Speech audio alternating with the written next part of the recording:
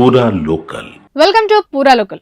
గచ్చిబౌలి భూముల వ్యవహారం మరో కొత్త మలుపు తిరిగింది. గచ్చిబౌలి సర్వే నెంబర్ 25లోని 400 ఎకరాలు అటవీ భూమి కాదని, అందులో ఎలాంటి అడవి లేదని, అది పూర్తిగా ప్రభుత్వ భూమేనని రాష్ట్ర ప్రభుత్వం స్పష్టం చేసింది. అటవీ శాఖకు గానీ, ఇటు హెచ్సియు గానీ ఆ భూమితో సంబంధం లేదని పేర్కొంది. 1975లో అదే సర్వే నెంబర్ నుంచి హెచ్సియుకి మొత్తం 2324.5 ఎకరాల భూమిని అప్పట్లో ప్రభుత్వం కేటాయించిందని, అప్పటికి రికార్డులో కంచ అస్తాబల్ పోరంబోక్ అని నమోదైందని, దీని అర్థం ప్రభుత్వానికి చెందిన పోరంబోకు భూమని, అంతేకాని అటవీ భూమి కాదని వివరించింది ప్రభుత్వం. అటవీ శాఖ రికార్డులో కూడా దీన్ని అడవిగా చూపలేదని స్పష్టం చేసింది. గచ్చిబౌలిలోని భూములను సుప్రీంకోర్టు ఏర్పాటు చేసిన ఎంపవర్డ్ కమిటీ పరిశీలించింది. కమిటీ చైర్మన్ సిద్ధాంత్ దాస్, సభ్యులు గంటపాటు 400 ఎకరాల స్థలంలో పరిస్థితులను రికార్డ్ చేశారు. ఈ మేరకు హెచ్సియు విద్యార్థులతో కమిటీ సమావేశమైంది. పరిస్థితులను వివరిస్తూ వారు రూపొందించిన నివేదికను కమిటీకి విద్యార్థులు అందజేశారు. గచ్చిబౌలి భూముల పరిశీలన అనంతరం కమిటీ సిఎస్ శాంతకుమారి సహా పలువురు కలెక్టర్లు, అధికారులు టీజీఐఎస్సీ ఎండీతో సమావేశమయ్యారు. గచ్చిబౌలి భూములపై చర్చించి కమిటీకి ప్రభుత్వ అధికారులు నివేదిక సమర్పించారు. ఇందులో సర్వే నెంబర్ 25లో ఉన్న భూముల వివరాలు, కేటాయింపులు, జరిగిన ఒప్పందాలు, వాటి రద్దు, హైకోర్టు తీర్పులు, సుప్రీంకోర్టు తీర్పులతో పాటు రాష్ట్ర కేబినెట్ తీసుకున్న నిర్ణయాలు, వాటికి తగ్గట్టు ఆ 400 ఎకరాల్లో చేపట్టిన పనులపై సమగ్రంగా రిపోర్ట్ అందజేశారు. అటవీ శాఖ అధికారులు కూడా ఇదే విషయాన్ని కమిటీకి నివేదించారు. హెచ్సియు విద్యార్థుల ఆందోళనపై మంత్రులు కమిటీ కూడా వేశామని, అన్నింటినీ పరిష్కరిస్తున్నామని సుప్రీంకోర్టు ఎంపవర్మెంట్ కమిటీకి ప్రభుత్వం తెలిపింది.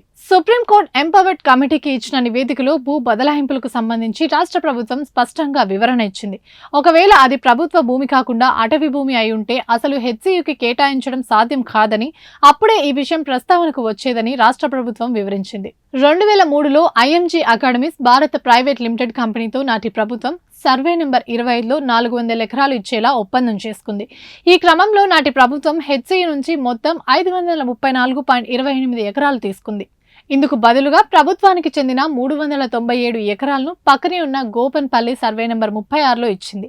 ఈ వ్యవహారం అంతా హెచ్సియు అంగీకారంతోనే, వారి సమక్షంలోనే జరిగిందని ప్రభుత్వం తెలిపింది. ప్రభుత్వం హెచ్సియు నుంచి తీసుకున్న 534.28 ఎకరాలు, 400 ఎకరాలు ఐఎంజీ భారత్ కు, ఇంకో 134.28 ఎకరాలు టీజీఎన్సీఓలకు ఇచ్చారు. అటవీ భూమి అయితే ప్రైవేట్ కంపెనీకి ఇవ్వడం కుదిరే పని కాదు. అప్పుడు కూడా ఎలాంటి అటవీ అంశం చర్చకు రాలేదని రిపోర్టులో స్పష్టం చేసింది. 2017 జనవరి 2న రంగారెడ్డి జిల్లా కలెక్టర్ ఈ భూమిలో నుంచి టీజీఎన్జీఓస్ కాలనీ వరకు రోడ్డు వేసేందుకు ఒక మెమో జారీ చేశారని, ఈ మెమోను హైకోర్టులో హెచ్సియులో సవాల్ చేయగా యూనివర్సిటీకి భూమిపై ఎలాంటి హక్కు లేదని కోర్టు తీర్పిచ్చినట్లు ప్రభుత్వం తెలిపింది.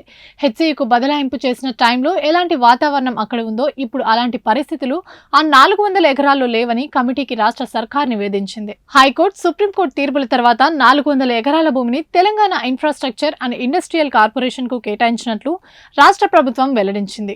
ఇటీవల ఆ భూమిని డెవలప్ చేసేందుకు ప్రయత్నాలు మొదలు పెట్టడంతో వివాదాలు మొదలయ్యాయి. ఈ క్రమంలో అక్కడ చెట్లు నరికేసినట్టు, జింకలు, ఇతర వన్యప్రాణులను ఇబ్బంది పెట్టినట్లు సోషల్ మీడియాలో ఫేక్ గ్రాఫిక్స్ సృష్టించి వైరల్ చేశారు. వాటిపై కోర్టుకు వెళ్లగా ప్రముఖులు కూడా ఫేక్ ఏఐ ఫోటోలను డిలీట్ చేశారని సుప్రీంకోర్టు ఎంపవర్డ్ కమిటీకి రాష్ట్ర ప్రభుత్వం వివరించింది.